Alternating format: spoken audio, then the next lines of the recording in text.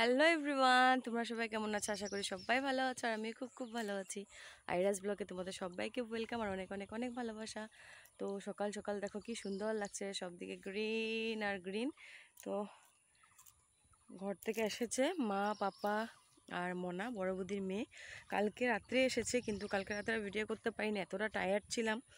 তো রাহুলের দোকান থেকে এসে তারপর ঘরে সমস্ত কাজকর্ম করবার টায়ার্ড ছিলাম, কোনো কিছু ভিডিও করতে পারিনি।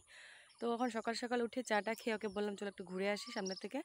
তো পাথার এখানে ওকে নিয়ে আসলাম একটু ঘোরাতে। আর মা পাপা বাড়িতে আছে। তো আজকে সারাদিনটা কি করি, কোথায় যাচ্ছি, কি করছি, সবটাই তোমরা দেখতে থাকো আর সঙ্গে থাকো।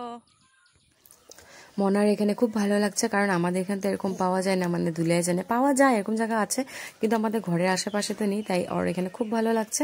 তো আসার পর একটু চা বানিয়ে নিলাম, সবাই মিলে একটু চা খেয়ে নিলাম আবার। আর মামাম বলছিল আম খাবে, তো আমি মনাকে বললাম যে তোরা দুজনে কেটে খেয়ে নে। তোরা দিদি বোন বসে গেল আম নিয়ে, তো আর দুজন মিলে খেয়ে নিচ্ছে।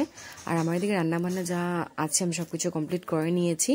আর ফার্স্ট খেতে দিয়ে দিলাম পাপা আর মনাকে। তো দেখো ভিডিও করছি বলে কি করলো। তারপর রেডি শেডি হয়ে বার হয়ে গেলাম, যাবো রাহুলের দোকানে, কারণ মা ওরা তো দোকানটা সামনের থেকে দেখিনি দোকানটা। তো ভাবলাম ওদেরকে একটু দেখিয়ে আনে, তারপর যাবো একটু বড় মাসির ঘরে। বড় মাসির সাথে দেখা করা হয়নি, তো বললো মা পাপা দেখা করবে, তো ওদের সাথে দেখা করে আসবে। আর মামাম ঘুম থেকে উঠেছে না, ওর মুড একদমই ঠিক না। আমাদের বড়দের কাঁচা ঘুম থেকে উঠলে ভালো লাগে না, ও তো বাচ্চা, কাঁচা ঘুম থেকে উঠলে আর কি যা হয়। তো এখানে আমি পেয়ে গেলাম রাহুলের দোকান। এখানে বেশিক্ষণ থাকবো না, আর পূজা দেওয়ার পর দোকানটাও পরিষ্কার করা হয়নি, কালকেই পুজো গেল। তো আজকে ও দোকানটা খোলা হয়নি, মা পাপা আসলো বলেও খুলিনি দোকান। তো কালকে খুলে পরিষ্কার করে বাকি সব জিনিসপত্র গুছাতে হবে, যেরকম তেরকমভাবে রেখে দিয়েছে।